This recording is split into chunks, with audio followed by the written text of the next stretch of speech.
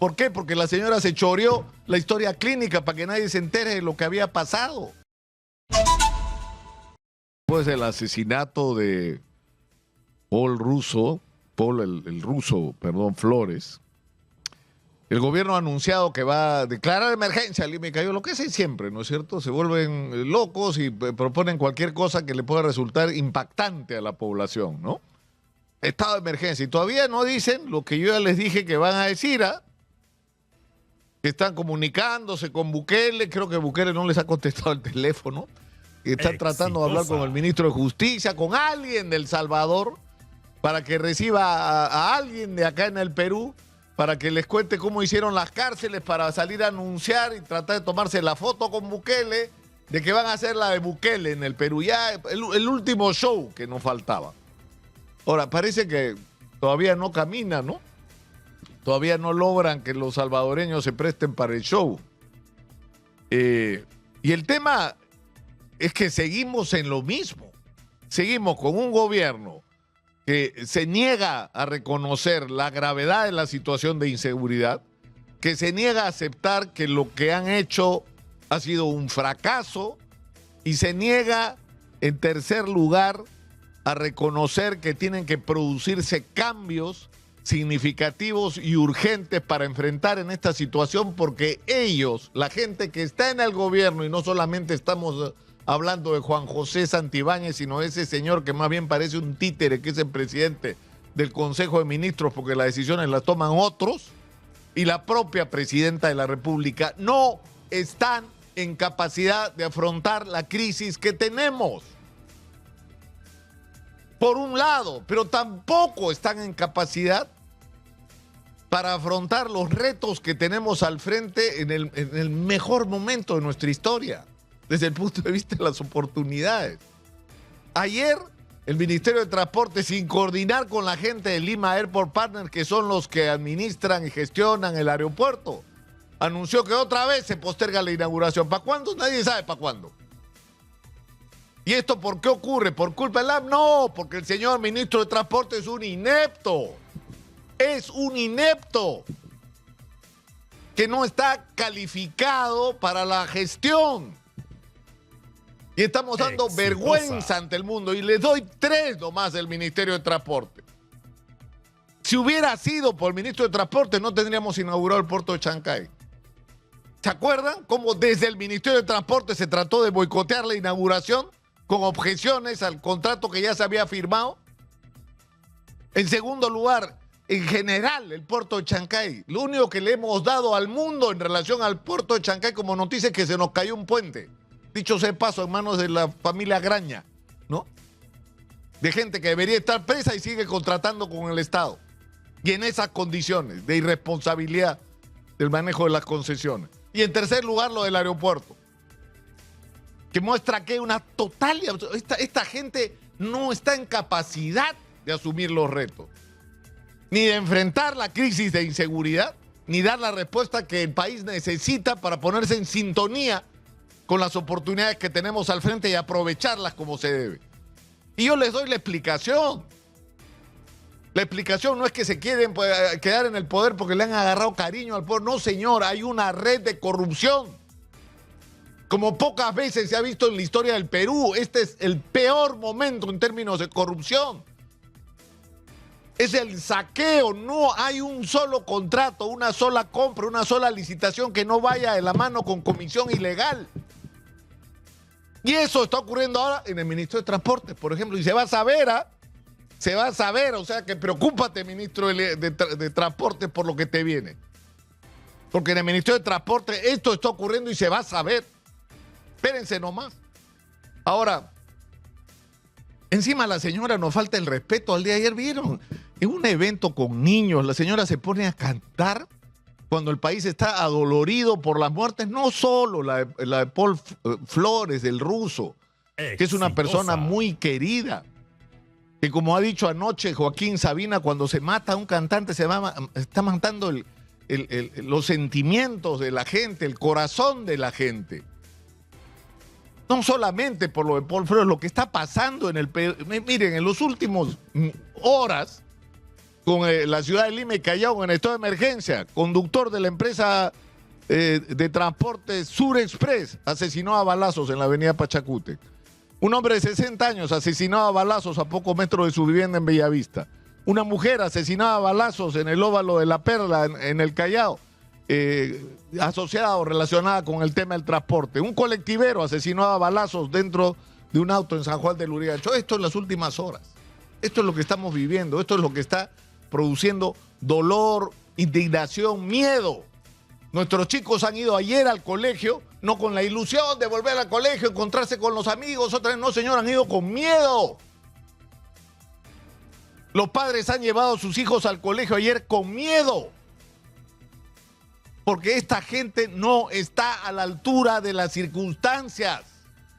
Hay que terminar de entender esto y esta discusión sobre qué cosa es peor. ¿Qué sería peor? Que se queden o se ve, esa señora se debió ir en diciembre del 2022. Pero en fin, pero fíjense ustedes lo que está ocurriendo.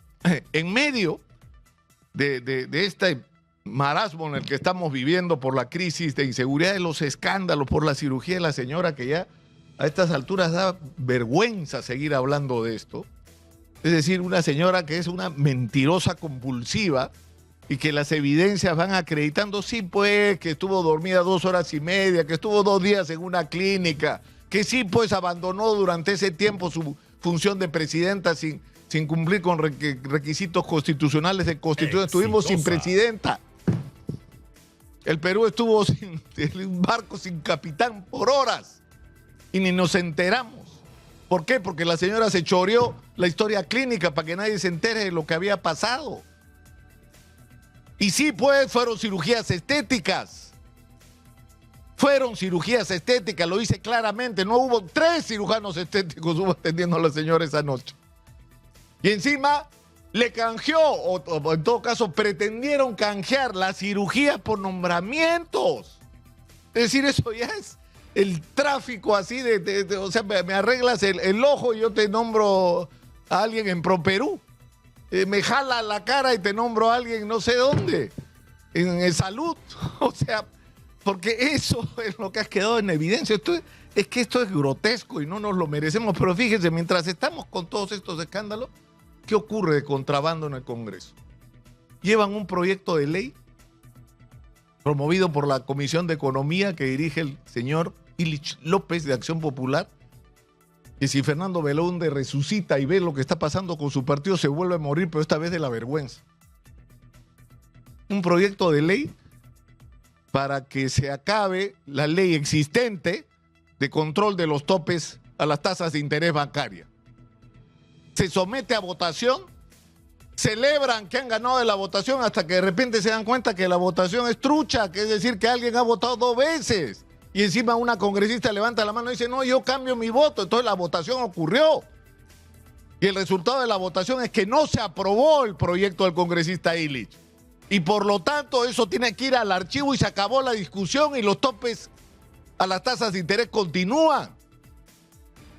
¿Y qué cosa es lo que han decidido? No, vamos a volver a hacer la votación. ¿Cómo que volver a hacer la votación? Si ya votaron. Exitosa. Y en el camino el congresista Illich López, que es una vergüenza lo que ha hecho, ha salido a decir que por culpa de esta ley de los topes, donde tú comprabas un refrigerador y terminabas pagando hasta 3 por las tasas de interés salvajes, sobre todo de las tarjetas de crédito.